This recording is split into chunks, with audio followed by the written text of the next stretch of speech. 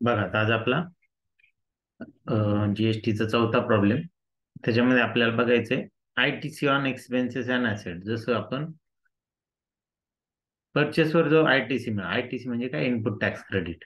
आपण परचेसवर जो काही टॅक्स भरतो तो आपल्याला काय करत होतो, परत मिळतो. तसंच आपण खर्च जो करतो, खर्चावर जो टॅक्स भरतो, तो सुद्धा आपल्याला ह्या जीएसटीच्या सिस्टीम मध्ये परत मिळत असतो. नुसता खर्चावरचाच नाही, तर ऍसेटवरचा सुद्धा टॅक्स आपल्याला परत मिळत असतो. बरं, मी मागे तुम्हाला सांगितलं की आपण सर्वसामान्य व्यक्तीने ज्यांच्याकडे जीएसटी नंबर नाहीये, त्यांनी जर मोटरसायकल परचेस केली तर त्यांना ती 1,00,000ची मोटरसायकल 28% टॅक्स पकडून 1,28,000ला पडते.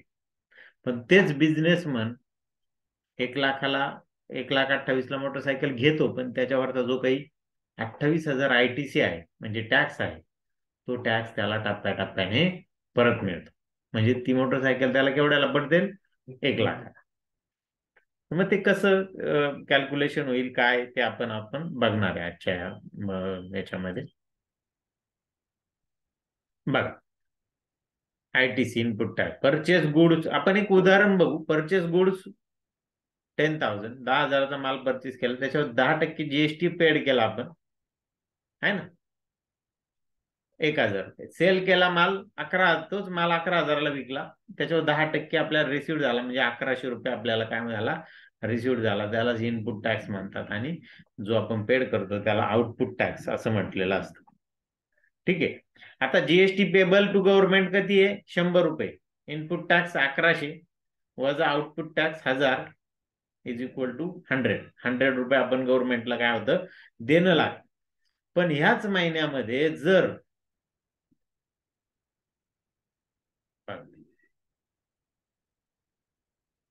परचेस गुड्स 1,000, आता पहिल्या उदाहरणात आपण बघितलं की 100 रुपये देणं लागलं आपण समजा. आता दुसरं उदाहरण बघू, ज्याच्यामध्ये परचेस गुड 10,000चा केला, 10% जीएसटी भरला. माल सेल केला 11,000ला, तो 10,000ला घेतलेला. 1,100 रुपये आपण जमा केला.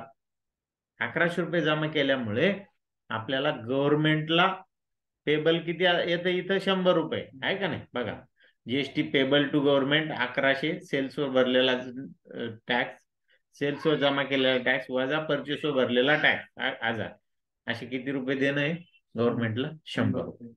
पण ह्या महिन्यामध्ये पुढच्या केस, या केसमध्ये जर आपण त्या महिन्यात टेलिफोन भरलं, बिल भरलं 5,000 रुपये, आपल्याला टेलिफोन बिल येतं का, मग त्या टेलिफोन बिलावर 10% जीएसटी आपण पेड करणार 500 रुपये. किती रुपये, 500 रुपये. म्हणजे 5,500चं आपण टोटल बिल तिथं भरणार. मग ह्या केसमध्ये काय होतंय बघा, जीएसटी पेबल टू गव्हर्नमेंट नील. या महिन्यात नील येणार. कसा नील येणार, अगोदर 100 येत होता खर्च होण्याच्या अगोदर. खर्च झाल्यानंतर काय झालं, इनपुट टॅक्स म्हणजेच सेलवर जमा केलेला टॅक्स 1,100, परचेसवर भरलेला आउटपुट टॅक्स 1000, तो वजा केला 100, प्लस एक्सपेन्सेसवर भरलेला टॅक्स 500, प्लस एक्सपेन्सेसवर भरलेला टॅक्स 500, म्हणजे वजा 400 आपल्याकडे होतं. म्हणजेच थोडक्यामध्ये आपण देणं लागत नाही, उलट गव्हर्नमेंटच आपल्याकडे घेणं लागतं. किती रुपये, 400 रुपये. समजलं. म्हणजे जो खर्च करतो तो बिझनेसमन, त्या खर्चावर सुद्धा त्याचा टॅक्स त्याला रिफंड मिळतो, आहे का नाही फायदा मग बिझनेसमन. मग बघू आता आपल्याला त्याच्यासाठी, आपल्याला बघा क्रेडिट अवेलेबल आपल्याकडे किती, आता 400 रुपये ते आपल्याला दाखवतोय. आता आपल्याला त्याचं काही एक उदाहरण बघायचंय. बरं, आता त्याच्यात उदाहरण ते बघण्याच्या अगोदर अजून एक आपण बघू की आयटीसी ऑन ऍसेटवर आयटीसी कसा येतो. उदाहरणार्थ परचेस ऍसेट, 1,00,000ची ऍसेट परचेस केली, जे मी सांगितलं की मोटरसायकल 1,00,000ची परचेस केली. जीएसटी पेड 28%, 28,000 रुपये जीएसटी पेड केला. टोटल अमाऊंट किती झाली, 1,28,000. किती झाली, 1,28,000. Asset input tax credit divided by next 5 year. 5 वर्षामध्ये ते डिवाइड केलं जातं. एका खटी 28,000 तुम्हाला इनपुट टॅक्स क्रेडिट गव्हर्नमेंट देणार नाही. तसं जर दिलं तर तुम्ही दरवर्षी मोटरसायकल घ्याल. बरोबर, 1,28,000ला घ्याल आणि 1,10,000ला विकाल, वरचे वर 10,000 रुपये फायदा आहे का नाही. वापरून 10,000 रुपये फायदा. मग त्याच्यामुळे गव्हर्नमेंट 5 वर्षामध्ये तुम्हाला ते रिटर्न देणार आहे सारख्या प्रमाणात. म्हणजेच करंट फायनान्शियल इयर मध्ये ह्या 28,000 रुपये म्हणजे थोडक्यात 28,000 भागिले 5 म्हणजेच 5,600 इनपुट क्रेडिट आपल्याला काय होणार मिळणार. बरं, पण मग हे दरवर्षी 5,600 आपल्याला मिळत राहणार. पुढच्या वर्षी काही नवीन ऍसेट परचेस केल्या तर त्या ऍसेटचं परत ऍड होणार त्याच्यामध्ये, ते पुढे परत 5 वर्ष जाणार.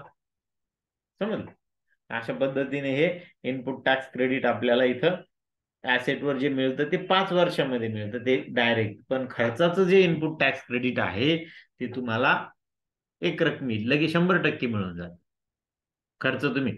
म्हणून मी तुम्हाला काय सांगितलं, जीएसटीचं कलेक्शन का वाढलं, तर त्याला कारण हे, उद्या एखादा कंपनीवाला एखादा खर्च करतोय, तुम्ही म्हटलं जे बिल घेतलं तर तो म्हणतं जाऊ दे लागू दे बिल, जीएसटीला बिल लागतं, जीएसटी लागतं ना एक्स्ट्रा लागलं तर का नाही, त्याला परत मिळणार आहे ना तो. बरोबर आहे का नाही? त्यामुळे तो घेताना, वस्तू घेताना कोणाकडून घेणार, जो रजिस्टर्ड डीलर आहे त्याच्याकडूनच घेणार. आता असं वकडा का तू समजा एक बिझनेस करतोय, फॅब्रिकेशनचा बिझनेस तूही करतो, तुझ्याकडे जीएसटी नंबर, तुझ्याकडं जीएसटी नंबर नाहीये. तू ज्यावेळेस ते त्याला कंपनीला जे काही वस्तू तुम्हाला द्यायची, एखादा दरवाजा बनवून द्यायचा किंवा गेट बनवून द्यायचे, गेट बनवून द्यायला तुम्हाला समजा 1,00,000 रुपये लागताय तुला, पण 1,00,000च्या अगेन्स्ट तुला 1,00,000 रुपये मला स्वतःला लागणार आहे बनवून द्यायला, बरोबर ना?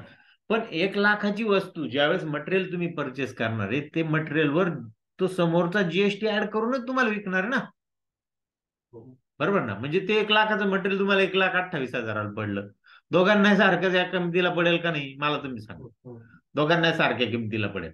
पण तुझ्याकडे जीएसटी नंबर नसल्यामुळे, एकाकडे जीएसटी नंबर नसल्यामुळे तो काय करेल, त्या 1,28,000वर त्याचं मार्जिन 10% मार्जिन, समजा 1,00,000च्या 10% समजा 10,000 रुपये मार्जिन, म्हणजे 1,38,000ला विकेल.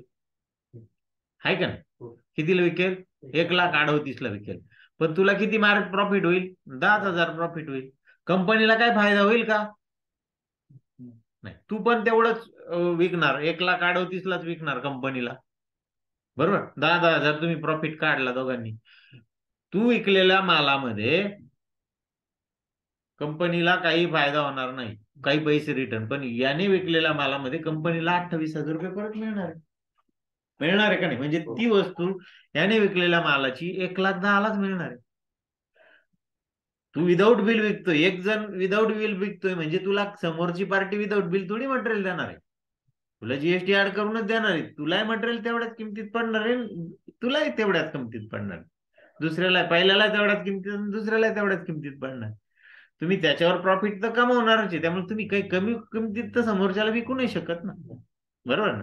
येते ना लक्षात? मग म्हणून मग प्रत्येक जण खर्च, जो कोणी जीएसटी, आता मॅक्झिमम जण जीएसटी मध्ये आलेले, त्यामुळे प्रत्येक जण खर्च कोणाकडून घेतो, कोणती सर्व्हिस ज्याच्याकडे जीएसटी नंबर त्याच्याकडून घेतो, त्याचा एवढा मोठा फायदा होतो. बघा, मी साधं एका उदाहरणात तुम्हाला सांगितलं, त्या त्यांचा बाकीच्या याच्यात किती फायदा होत असेल.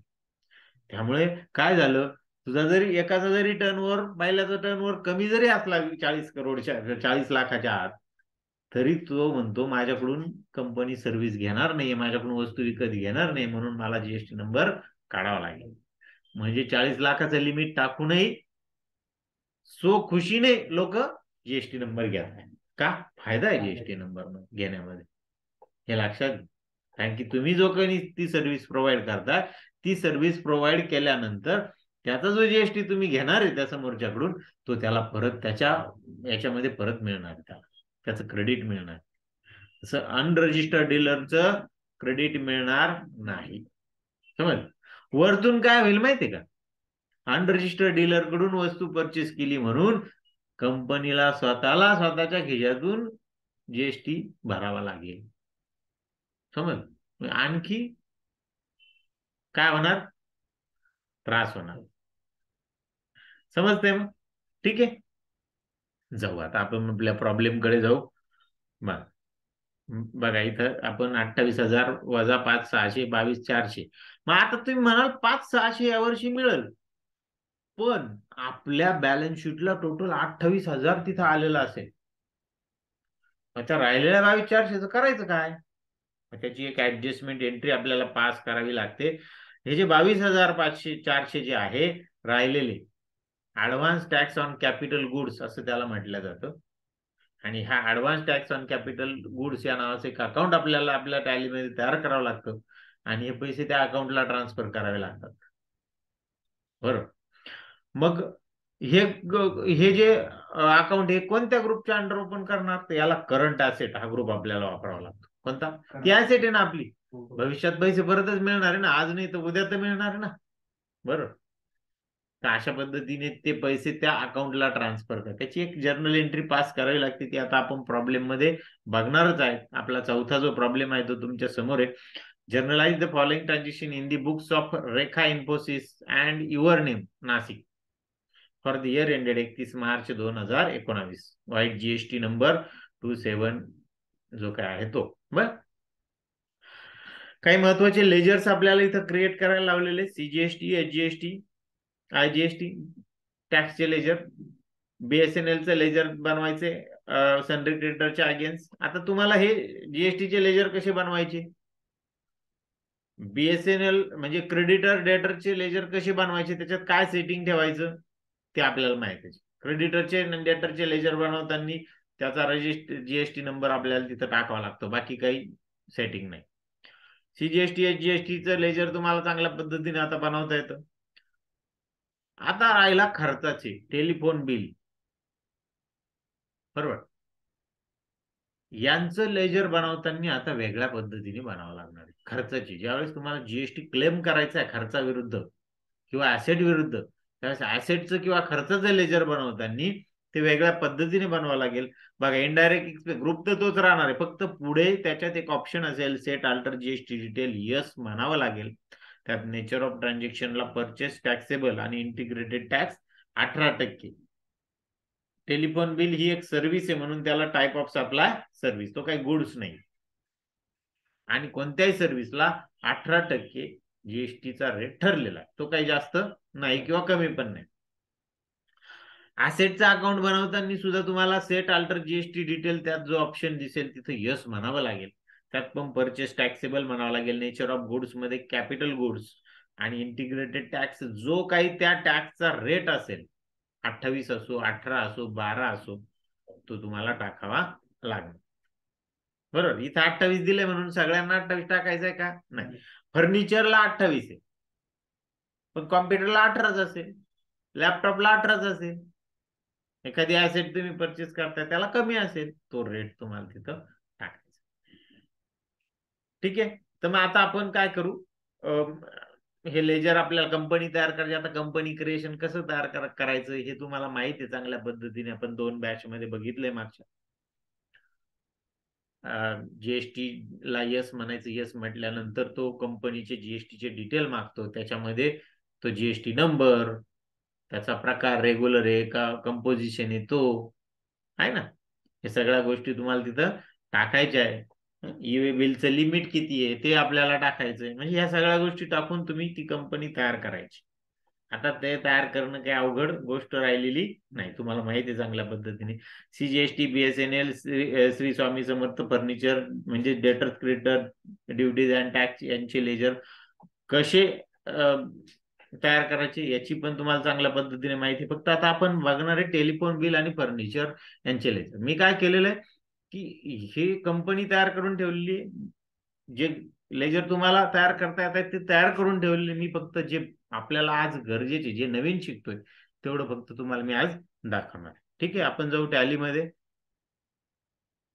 बघा, या ठिकाणी माझ्याकडे रेखा इन्फोसिस अँड आयडियल नाशिक ही कंपनी तयार आहे. यात महत्वाचे जे लेजर्स आहे ते मी तयार करून ठेवले. मी बघायचे असेल तर मी अल्टरला जातो.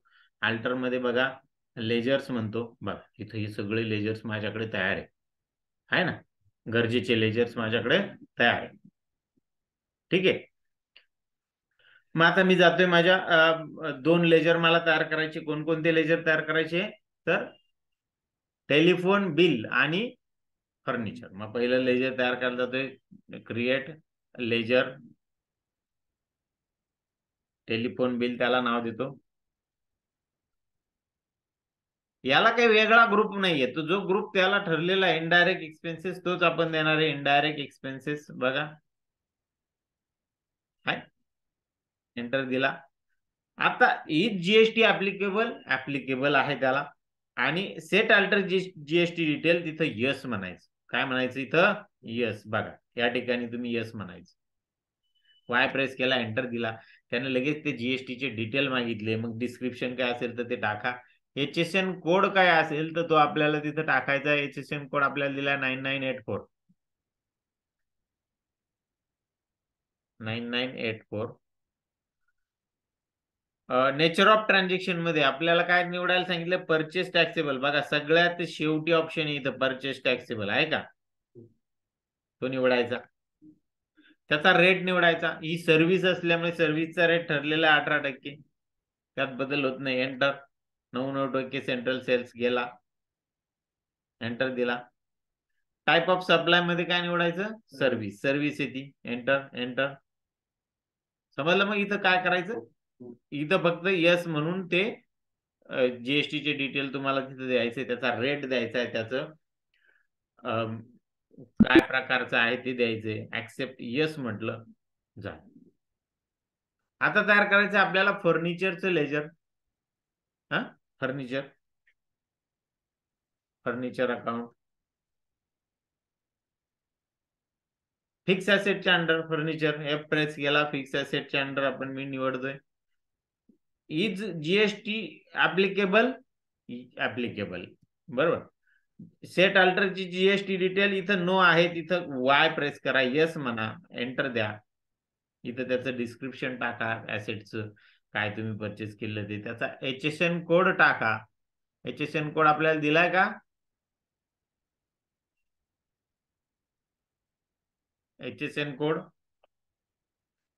बघू. याच्यामध्ये फर्निचरचा HSN नाहीये दिलेला आपल्याकडे. ठीक आहे, HSN ला एंटर देतो मी. पुन्हा एंटर. नेचर ऑफ ट्रान्झॅक्शन मध्ये परचेस टॅक्सेबल. बघा सगळ्यात शेवटी ऑप्शन आहे परचेस टॅक्सेबल, तो तुम्हाला निवडायचा आहे. नेचर ऑफ गुड्स म्हणून आलं इथे, इथे एकच ऑप्शन आलाय कॅपिटल गुड्स, तो कॅपिटल गुड्स ऑप्शन तुम्हाला तिथे निवडायचा आहे.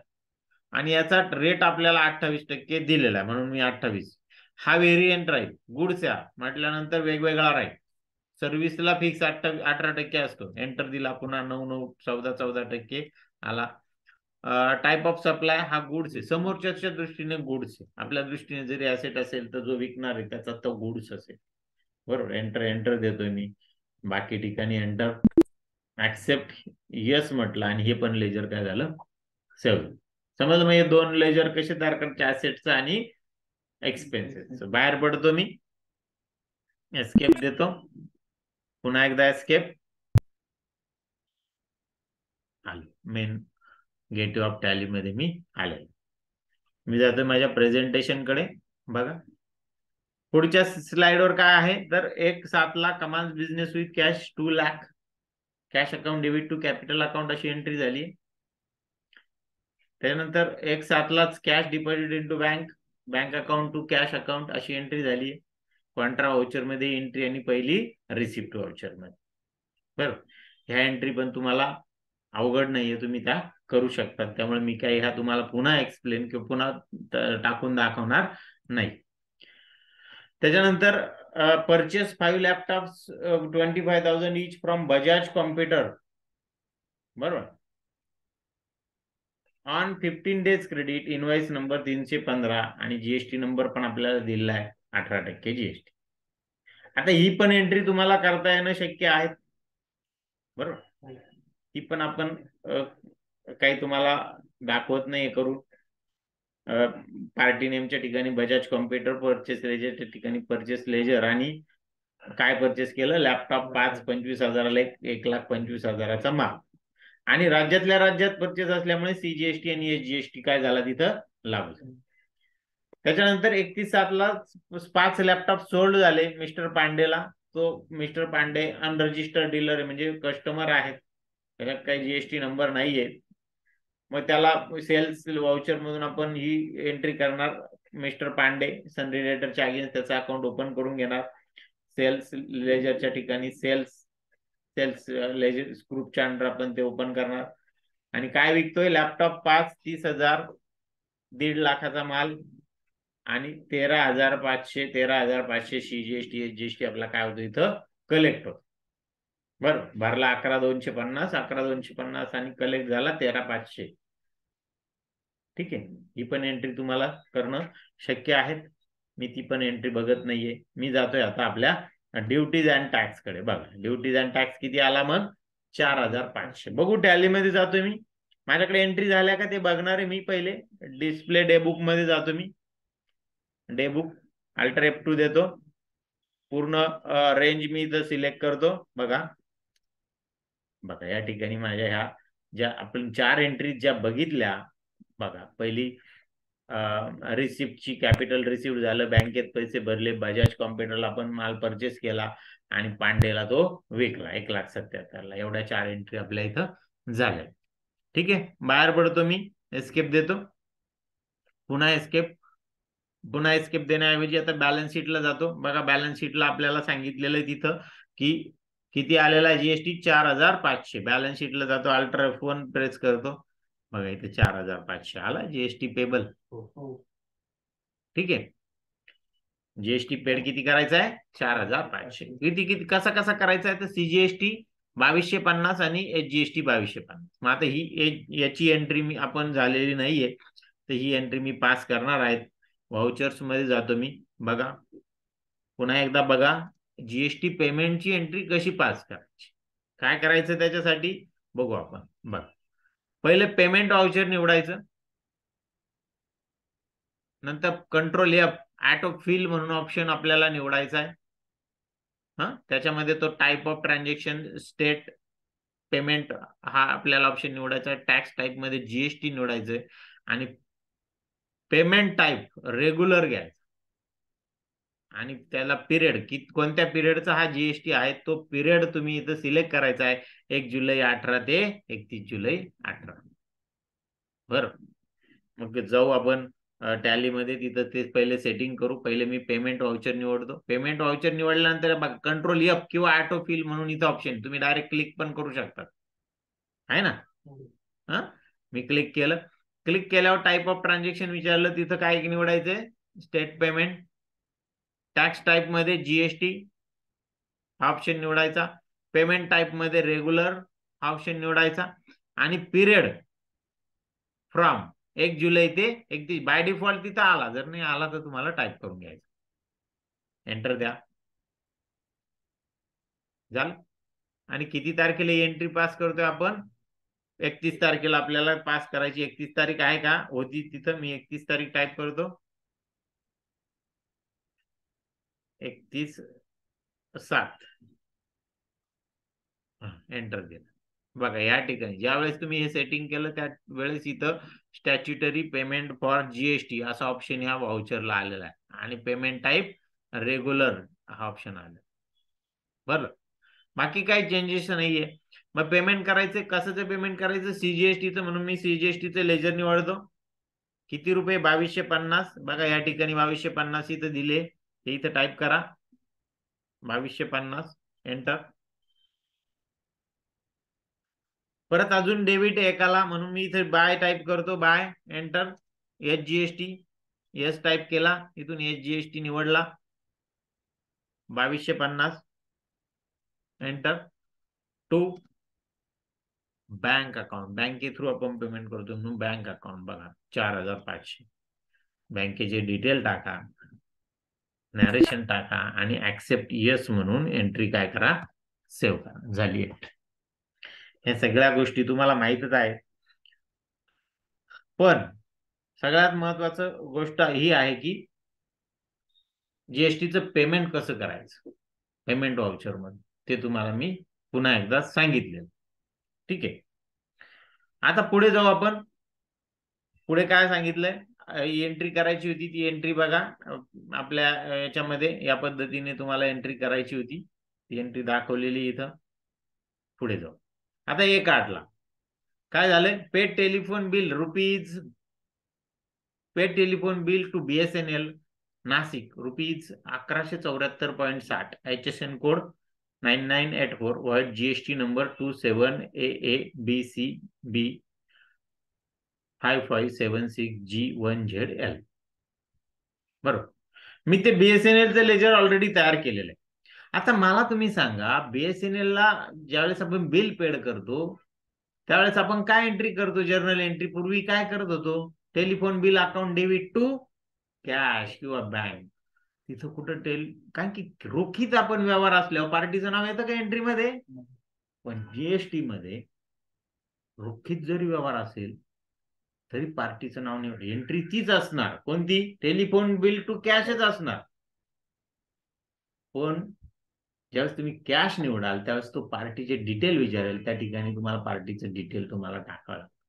म्हणजे एखाद्या कस्टमरकडून आपण कायमस्वरूपी रोखीत व्यवहार करतोय तरी सुद्धा त्याचं लेजर तुमच्याकडे क्रिएट पाहिजे, त्याचा जीएसटी नंबर क्रिएट करताना टाकला पाहिजे. कशासाठी? जीएसटी साठी.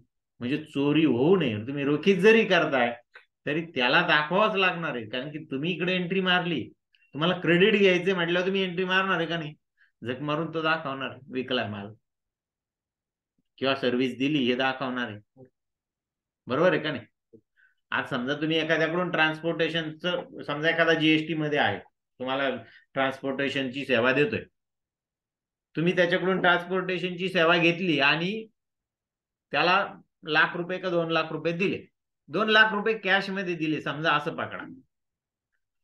कॅश मध्ये दिले तर तुम्ही इकडे तुमचा खर्च टाकणार ना. तुम्ही नाही टाकला तुम्हाला तेवढ्या रुपयावर येईल का नाही? मग तुम्ही खर्च टाकला का तिथं पार्टीचे डिटेल टाकले जाते. पार्टीचे डिटेल टाकले की ऑटोमॅटिक त्याला सुद्धा तिकडून बिल रेज करावंच लागेल, सेल करावंच लागेल, तुम्हाला सर्व्हिस दिली हे दाखवावंच लागेल. ठीक आहे. मग बघा आता इथे एंट्री बदलली. आपण साधी एंट्री पेमेंट व्हाउचर मधून करत होतो, आता तसं नाही. Select voucher entry. Voucher entry option आपल्याला निवडायचा आहे. त्याच्यामध्ये सिलेक्ट परचेस व्हाउचर. बघा व्हाउचर आपण पेमेंट निवडत होतो का नाही? आता कोणतं व्हाउचर निवडायचं आहे तुम्हाला? Purchase voucher. परचेस व्हाउचर मधून ही एंट्री करायची आहे. बरोबर. परचेस व्हाउचर निवडलं का तो पार्टीचं नाव, सेल्स लेजर या गोष्टी तुम्हाला विचारणार आहे का नाही? पण आला सांगा, इथं काही विकल्या जाते का? नाही जाते. मग सेल्स लेजर तिथे यायला पाहिजेत का? नाही यायला पाहिजेत. मग काय होणार? पुढे कंट्रोल एच म्हणून ऑप्शन निवडायचा आणि त्याच्यामधून अकाउंटिंग इनव्हॉइस निवडायचं. काय निवडायचं? Accounting invoice. ज्यावेळेस तुम्ही अकाउंटिंग इनव्हॉइस निवडाल त्यावेळेस या पद्धतीने खाली येईल बघा. काय येईल? पार्टीचं नाव येईल आणि खाली डायरेक्ट पर्टिक्युलर्स येईल. म्हणजे त्या पर्टिक्युलर्स मध्ये तुम्ही ते जो खर्च आहे तो टाकू शकता. पण पूर्वी अगोदर आयटम इनवाइस ज्यावेळेस आलं होतं त्यावेळेस पार्टीचं नाव, सेल्स आणि खाली आयटम आले होते. आता इथं जर आयटमचा काही विषयच नाहीये तर किंवा सेल्स लेजर येणारच नाही. मग बघ चौथ्या स्टेप मध्ये काय करायचं आपल्याला? पार्टीच्या नेमच्या ठिकाणी काय निवडायचं? कॅश निवडायचं. जसं तुम्ही पार्टीच्या नेमच्या ठिकाणी कॅश निवडाल ना त्यास तो पार्टी डिटेलला जाईल. कुठे जाईल? पार्टी डिटेलला जाईल. मग पार्टी डिटेल मध्ये तुम्हाला ती पार्टी निवडायची. बीएसएनएल ज्या पार्टीकडून तुम्ही ती सेवा परचेस करताय ती पार्टी निवडायची. ठीक आहे. नंतर पुढे in particulars column telephone bill. ते पर्टिक्युलर्स कॉलम मध्ये काय निवडायचं? टेलिफोन बिल आणि त्याची अमाऊंट टाकायची. आणि मग त्याच्या खाली सीजीएसटी, एचजीएसटी चे लेजर निवडायचे. सीजीएसटी, एचजीएसटी चे लेजर आणि मग ती एंट्री काय करायची? पूर्ण करायची. समजलं कशी करायची एंट्री? एंट्रीची पद्धत बदलली खर्चाच्या. एंट्री परचेस मधून करायची आपल्याला. जाऊ आपण टॅलीमध्ये 1/8 ला एंट्री. मग 1/8 ला एंट्री आपण पहिले तारीख मी बदलतो. 1/8 आली, एंटर दिला. मला लेजर व्हाउचर निवडायचं परचेस. बघा मी इथं परचेस व्हाउचर निवडतोय. परचेस व्हाउचर निवडलं. बघा आलं इथं परचेस. आता इथं पार्टी नेम, परचेस लेजर आहे का नाही? आहे ना? आलं का नाही? आणि नेम ऑफ आयटम खाली काय आलं? Name of item. मग मला काय निवडायला लावलंय? Control H. बघा कंट्रोल एच किंवा चेंज मोड याच्यावर मी क्लिक केलं. याच्यामध्ये 3 प्रकार आहे व्हाउचरचे: आयटम इनवाइस, अकाउंटिंग इनवाइस आणि as a voucher. As a voucher हा पूर्वीचा प्रकार, आपण डेबिट क्रेडिटने देत होतो तो. मग मला निवडायचं इथून अकाउंटिंग इनवाइस. निवडलं. निवडताच बघा इथून सेल्स किंवा परचेस लेजर गायब झालं का? इनवॉइस नंबर असेल तर तो टाका. पार्टीचं नाव, पार्टीच्या नावाच्या ठिकाणी कॅश निवडायचं तुम्हाला, BSNL नाही निवडायचं, कारण की रोखीत व्यवहार आहे. काय रोखीत. बघा जसंही तुम्ही कॅश निवडाल तसं इथं पार्टी डिटेलचे ऑप्शन तो विचार. जर हे विचारले नाही तर तुम्ही F11 कॉन्फिगरेशन ह्याच स्क्रीनला कॉन्फिगरेशन करायचं. एक मिनिट मागे येऊ आपण, बॅक स्पेस येऊ, इथं येऊ, इथं F12 प्रेस करायचं आणि ह्या F12 मध्ये इथं बघा पहिलाच ऑप्शन आहे प्रोव्हाइड सप्लायर डिटेल, इथं नो असतं, त्यावेळेस तो विचारत नाही आपल्याला पार्टीची डिटेल. तुम्ही तिथे येस करून घ्यायचं. बघा या ठिकाणी येस करून घ्यायचं आणि तुम्ही येस केल्यानंतर मग तुम्हाला हे डिटेल कॅशला एंटर दिला पार्टीच्या तिथं इथं हे विचार. तुम्ही काय केलेलं असतं, ज्यावेळेस तुम्ही त्या सेल परचेसची एंट्री करतात त्यावेळेस तुम्ही पार्टीचे नाव जरी तिथं सिलेक्ट केलं पार्टी नेमच्या ठिकाणी तरी तो डिटेल विचारतो. त्याची काही गरज नसते म्हणून बरेच जण ऑफ करून ठेवतात आणि ते नो करून ठेवतात. म्हणजे मग तो तकलीफ देत नाही ना, तेवढे परत एंटर द्या मग पुढे सेल्स लेजर किंवा परचेस लेजर निवडा, ती गरज पडत नाही.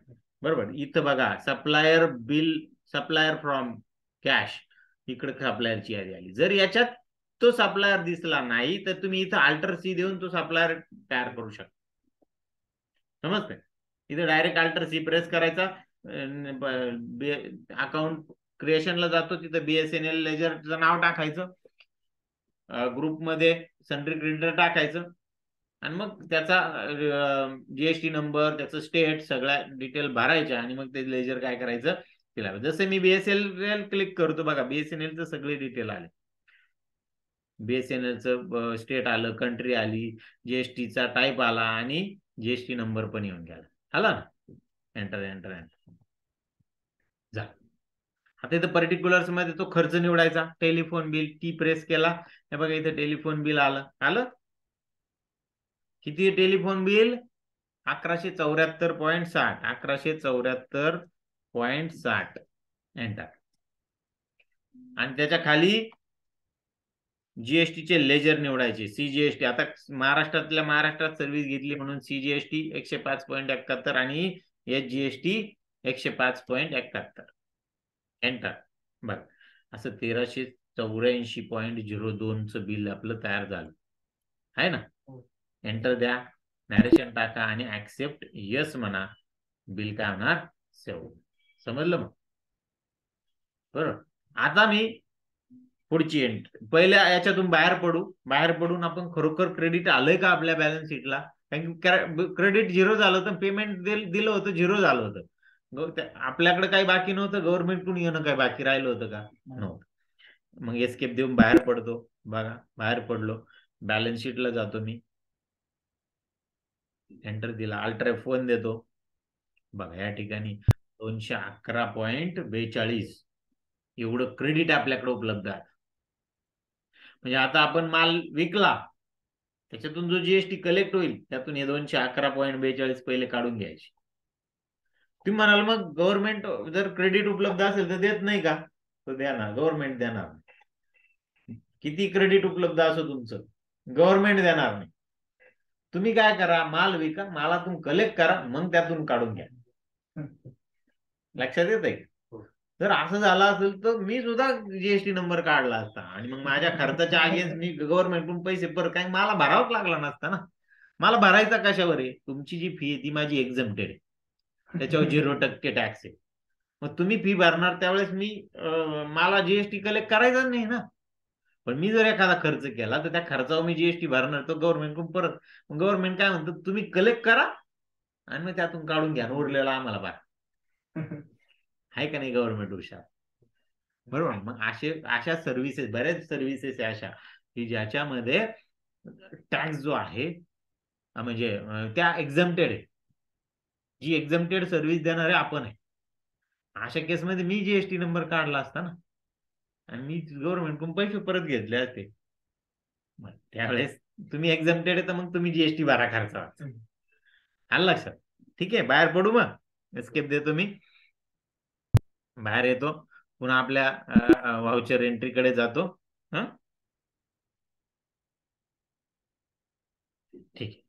आता मी पुन्हा आपल्या प्रेझेंटेशन कडे जातोय. पुढची एंट्री काय 2/8 ची.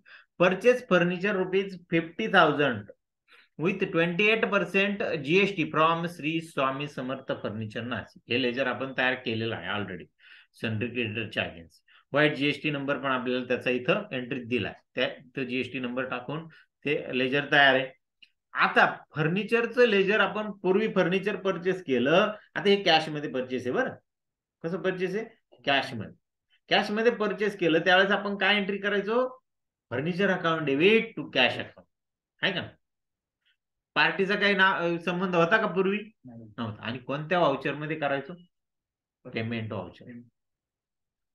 पेमेंट वाउचर मध्ये करायचो ना पूर्वी, बरोबर. आता बघू आता काय. आता फर्निचरचं लेजर क्रिएट करताना काय सेटिंग करायचं ते इथं दिलंय. आपण तुम्हाला पहिले दाखवलं मी आणि आपण करून पण दाखवलं मी तुम्हाला का हे लेजर आपण तयार केलं. आता बघा, पहिले निवडायचं परचेस वाउचर. काय हे सुद्धा एंट्री कुठून करायची आहे? परचेस वाउचर मधून. लक्षात घ्या, ही सुद्धा एंट्री परचेस वाउचर मधून करायची. खर्चाची एंट्री परचेस पेमेंट मधून करत होतो ती कुठून आली? Purchase voucher. नंतर कंट्रोल H निवडायचं. आता कंट्रोल H निवडल्यावर तिथे 3 ऑप्शन होते: आयटम इनवाइस, अकाउंटिंग इनवाइस आणि ऍज वाउचर. ऍज वाउचर म्हणजे आपण पूर्वी करत होतो तशा. आता याला पूर्वी जशी एंट्री करत होतो तशा एंट्रीच्या मोडमध्ये जायचं. ऍज वाउचर निवडायचा. म्हणजे डेबिट क्रेडिट मेथडने तुम्हाला ही एंट्री तुम्हाला करायची. लक्षात येते? एंटर देतो. पुढे पुढे काय करायचं? Show more option in voucher list column and select furniture ledger. आता काय होईल? परचेसच्या याच्यामध्ये फर्निचर लेजर दिसत नाही, जसं कॅश आणि बँक दिसत नाही. मग आपण शो मोर ऑप्शन निवडतो, मग ते लेजर दिसायला लागतं. शो मोर निवडून तिथून ते तुम्ही काय करायचं? फर्निचरचं लेजर निवडायचं. Also create a party ledger under सिंडिकेटर. ते तर ऑलरेडी तयार केलेलं आहे आपण. ते तयार करून ठेवा असं तो म्हणतोय, बरोबर. आणि एंट्री कशी करायची? बघा, फर्निचर किती रुपयाचं परचेस केलंय आपण? 50,000. आता क्रेडिट, कारण परचेस लेजर निवडल्यानंतर तो अगोदर क्रेडिट विचारतो आपल्याला. काय निवडतो? विचारतो क्रेडिट. क्रेडिट द्यायचं कॅशला. कॅशला क्रेडिट आहे ना. किती रुपयाचं? 64,000. आणि जसं तुम्ही तिकडे एंटर द्याल तो पार्टीचे डिटेल मागेल. पार्टीच्या डिटेलमध्ये श्री स्वामी समर्थ फर्निचर नाशिक तुम्हाला निवडायचं. ठीक आहे. मग डेबिट. डेबिट कोणाला? फर्निचरला. किती रुपयाचं? फर्निचर कितीचं? ते 50,000. परत अजून डेबिट कोणाला? CGST ला 7,000 आणि HGST ला 7,000. या ठिकाणी ऑटो कॅल्क्युलेशन होत नाही जीएसटीचं. ते तुम्हाला 50,000वर 28% तुम्हाला काढावे लागतील. किती येतात? 14,000. 14,000च्या अर्धेची CGST ला आणि अर्धे HGST ला. हे तुम्हाला कॅल्क्युलेशन करून टाकावे लागेल. इथे ऑटोमॅटिक कॅल्क्युलेशन होत नाही. समज करायची एंट्री जाऊ आपण टॅलीमध्ये. परचेस वाउचर तसंही निवडलेलंच आहे. निवडलेलं आहे ना. आता निवडायचं काय आपल्याला? तर चेंज मोड काय? कंट्रोल H द्यायचं. कारण की आपल्याला इथे अकाउंटिंग इनवाइस सिलेक्ट आहे. आता ते मला बदलायचं आहे. अकाउंटिंग इनवाइस मधून एंट्री करायची नाहीये, म्हणून मी कंट्रोल H निवडतो. त्यातून ऍज अ वाउचर हा पर्याय मला निवडायचा. कोणता निवडायचा? ऍज अ वाउचर निवडला. ऍज अ वाउचर निवडल्यानंतर तो आपल्या जुन्या पद्धतीमध्ये आला बघा. टू विचारतोय आपल्याला. 2 च्या ठिकाणी काय निवडायचं? कॅश. कारण की कॅश मध्ये आपण एंट्री करतो म्हणून कॅश. तुम्ही जर उधारी व फर्निचर घेता असाल ना, तर मग त्यावेळेस पार्टीचं नाव डायरेक्ट इथे सिलेक्ट करा कॅशच्या जागी. पार्टीचं नाव डायरेक्ट कॅशच्या जागेवर येऊन जाईल आणि पार्टी डिटेल मध्ये सुद्धा त्याच पार्टीचे डिटेल येऊन जातील. तिथं काही वेगळं राहणार. पण जसं कॅश निवडाल, पार्टीचे डिटेल विचारतोय तो. पार्टीचे डिटेल विचारल्यावर तिथून श्री स्वामी समर्थ फर्निचर नाशिक हे निवडा. नसेल तर तयार करून घ्या. अल्टर C देऊन इथं एंटर दिला, आले त्याचे डिटेल बघा. आले. एंटर दिला. अमाऊंट किती? 64,000. एंटर. डेबिट. आता डेबिट कोणाकोणाला आहे? पहिलं फर्निचरला देऊ 50,000. फर्निचरचं लेजर इथं दिसतंय का? नाही. मग मला काय करावं लागेल? इथं शो मोर ऑप्शन बघ, याला क्लिक करावं लागेल. मग इथं फर्निचर लेजर दिसायला लागला. दिसतंय का? मग मी हे फर्निचर लेजर इथून निवडतो. किती? 50,000. 64 नाही, 50,000. एंटर. अजून आता राहिलं मग सीजीएसटी. किती आहे सीजीएसटी? 14 राहिले तर आपल्याला 7,000. 7,000 बरोबर. परत या जीएसटी ला 7,000. एंटर. नॅरेशन टाका आणि एंट्री काय करा, सेव्ह करा. ऍक्सेप्ट यस विचारतोय, सेव्ह. आलं लक्षात एंट्री. मग कोणता मोड घेतला याला? ऍज अ व्हाउचर मोड. त्याच्यामध्ये क्रेडिटला कॅश, तिथं सप्लायरची डिटेल पण सिलेक्ट केले, आणि डेबिटला furniture, CGST, HGST. Okay, accept करतोय मी, सेव्ह झाली. सेव्ह. आता जाऊ आपण पुन्हा बॅलन्स शीट कडे. सातन सात 14,000. 14,000चं क्रेडिट वाढलंय का? पहिले ते 211 का काय होतं ते, प्लस हे 14. बघू, एस्केप देऊ, बाहेर पडू, बॅलन्स शीटला जाऊ. अल्ट्रा F1 मी देतो. बघा, 14,211 आलं. पुन्हा तुम्ही त्याच्यावर एंटर दिला तर तुम्हाला दिसेल जुलैमध्ये, ऑगस्टमध्ये कितीचा माल किती आलंय. हे जुलैचा अगोदर मिटून गेलेलं आहे. बघा, सगळं आहे त्याच्यात. एंटर एंटर देत गेलं का तुम्हाला त्याची डिटेल दिसत नाही. आणि जेवढं तुम्ही एंटर दिला तेवढं एस्केप द्या आणि बाहेर पडा. आता हे जे फर्निचर ऍसेटचे जे 14,000 रुपये आपल्याला क्रेडिट मिळाले, ते क्रेडिट या वर्षाचं आहे का हो? ते पुढच्या 5 वर्षांचं आहे. या वर्षी किती काढू आपण? बघा, check balance sheet, display current liabilities है ना. Asset input credit divided by 5 year, current financial year only 2,800 input credit will be allowed. मग कसं? बघा, इथं टेबल आलेला आहे. सीजीएसटी चे 7,000 आणि एसजीएसटी चे 7,000 आपल्याला इनपुट टॅक्स क्रेडिट मिळाले. पहिल्या वर्षी सीजीएसटी 1,400 आणि पुढच्या वर्षी एसजीएसटी 1,400 आणि पुढच्या 4 वर्षांसाठी 5,600 5,600 हे पुढे ट्रान्सफर करावं लागेल. म्हणजे टोटल 11,200 पुढे जाईल. आणि ह्या 11,200 ला नेक्स्ट इयरला आपल्याला जे पाठवायचे त्याला आपण काय म्हणतो? Advance tax on capital goods. त्या नावाचं आपण एक लेजर करंट ऍसेटच्या अंडर ओपन करा. ही ऍसेट आपली, हे 11,200 आपल्याला मिळणार आहे, फक्त आज नाही मिळणार, पुढच्या 5 वर्षांमध्ये मिळणार. मग so we can pass adjustment entry. मग याच्यासाठी हे पैसे ट्रान्सफर करण्यासाठी एक एंट्री करावी लागेल आपल्याला. कशी करायची? Select accounting voucher. आता अकाउंटिंग व्हाउचर कसं निवडायचं, म्हणजे व्हाउचर एंट्री निवडायचं. F7 जर्नल, ही एंट्री जर्नल व्हाउचर मधून आपल्याला करावी लागणार आहे. जसंही तुम्ही जर्नल व्हाउचर निवडाल, एक अल्टर जे म्हणून कमांड तुम्हाला द्यावा लागेल. त्यात स्टेट ऍडजस्टमेंट निवडून type of duty tax GST निवडावा लागेल. बरोबर. त्याच्यानंतर नेचर ऑफ ऍडजस्टमेंट मध्ये reversal of input tax credit हा ऑप्शन निवडावा लागेल नेचर ऑफ ऍडजस्टमेंट मध्ये. आणि ऍडिशनल डिटेल मध्ये नॉट ऍप्लिकेबल हा ऑप्शन तुम्हाला निवडावा लागेल. ठीक आहे. आणि एक एक जे लेजर आहेत, कोणतं?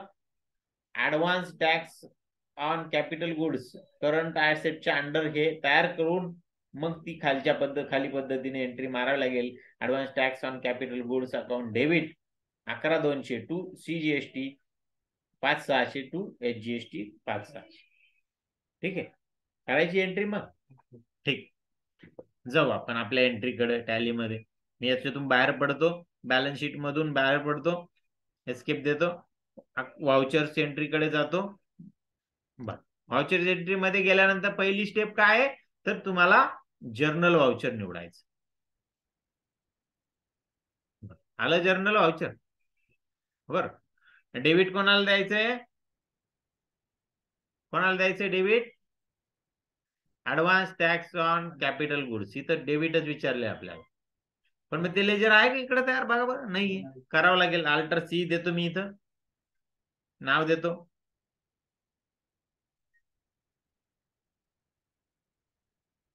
Goods, enter. ग्रुप काय द्यायचा याला? Current asset. बरं, करंट ऍसेट. का बरं करंट ऍसेट द्यायचा, फिक्स ऍसेट का नाही दिला? कारण की हे बदलत राहणार. समजा आज तुम्ही फर्निचर केलं, उद्या जाऊन मशिनरी परचेस करा, परवा जाऊन आणखी काही ऍसेट परचेस करा, ते टॅक्स क्रेडिट तिकडे पाठवावं लागेल प्रत्येक वेळेस. म्हणजे वर्षामध्ये 5 ते 10 वेळेस त्याची फिगर बदलू शकते. आणि पुढच्या वर्षांमध्ये ते क्रेडिट आपण परत आपल्या याला घेणार, त्यावेळेस परत ती बदलेल फिगर, दरवर्षी बदलत राहील. बरोबर, करंट ऍसेटच्या अंडर मी तयार करतो. बाकी काही याला सेटिंग नाही दुसरं. जनरल करंट ऍसेट जे आपण निवडतो त्या पद्धतीने बघा. Advance tax on capital goods, किती रुपये अमाऊंट ट्रान्सफर करायची आपल्याला? 11,200 टोटल. इथं टोटल द्यायची. टू सीजीएसटी, टू सीजीएसटी किती? 5,600, 5,600 एंटर. आणि टू एचजीएसटी 5,600 नॅरेशन टाका आणि एंट्री ऍक्सेप्ट करा. येते लक्षात एंट्री? पण ही एंट्री करण्याच्या अगोदर एक ऑप्शन आपला राहिला. कोणता? मी इथं नो म्हणतो आता. नो म्हणतो. कोणता? अल्टर जे. अल्टर जे निवडायचा राहिला. अल्टर जे निवडला. अल्टर जे निवडल्यावर टाइप ऑफ ड्युटी टॅक्स मध्ये जीएसटी निवडला. आणि नेचर ऑफ ऍडजस्टमेंट मध्ये काय निवडायचं आहे? Reversal of input tax credit. बघा खालून 2 नंबरचा ऑप्शन तो निवडला. आणि ऍडिशनल डिटेल मध्ये नॉट ऍप्लिकेबल इथं निवडा आणि एंटर. बघ या ठिकाणी वरती त्या जर्नल एंट्री इथे use for reversal of input tax credit असा ऑप्शन इथे येऊन गेला. एंटर दिला. एंटर, पुन्हा एंटर. झालं. आता ऍक्सेप्ट करतो मी आणि सेव्ह करतो. झालं सेव्ह. आता बघू बॅलन्स शीटला काय फरक पडला. बाहेर पडतो मी. बॅलन्स शीटला जातो मी. एंटर. अल्ट्रा F1 देतो. जिथं 11,000 किती दिसत होतं आपल्याला? 14,211 दिसत होत. ते कितीवर आलं बघा? 3,011 वर. कारण की जे क्रेडिट होतं ते आपण पुढच्या वर्षांसाठी त्या advance tax on capital goods अकाउंटला पाठवून दिली. त्याची ऍडजस्टमेंटची एंट्री केली आपण इतक्या. समजतंय? बरोबर. बघा. आणि मग फायनली आपल्याकडे काय होणार आहे आता? ड्युटीज अँड टॅक्स किती राहणार आहे? 3,011. आणि ते आलेले इथं बघा टॅलीमध्ये 3,011 आले. समजतंय? मग म्हणजे 3,011 एवढं क्रेडिट आता आपल्याकडे उपलब्ध झालं. मी आता आपण जो माल विकू त्यातून हे काढून घेऊ. आता पेबल आहे का आपल्याला? पेड करायचंय का? ज्यावेळेस आपल्याकडे उपलब्ध आहे त्यावेळेस गव्हर्नमेंटला पेड करायचा काही विषयच येत नाही. समजलं? मग म्हणजे ऍसेटवर आणि खर्चांवर कसं टॅक्स क्रेडिट आपल्याला मिळतं याच्याबद्दलची माहिती आपण आजच्या बॅच मध्ये मेन फोकस ह्या एंट्र्यांवर केला. आपण बाकीच्या एंट्री करून ठेवल्या आणि मेन फोकस कुठे केला? ह्या एंट्रीवर, ह्या अकाउंट क्रिएशनवर केला. जे याच्यासाठी गरजेचे फर्निचरचं किंवा खर्चाचं लेजर जे अकाउंट आपल्याला तयार करायचं ते आपण प्रॉपरली बघितलं. ठीक आहे. बाकीचं तर येईल ना तुम्हाला करता. बाकी अडचण आहे काही? ठीक आहे, थांबू आपण इथं. काय अडचण असेल तर तुम्ही विचारू शकता.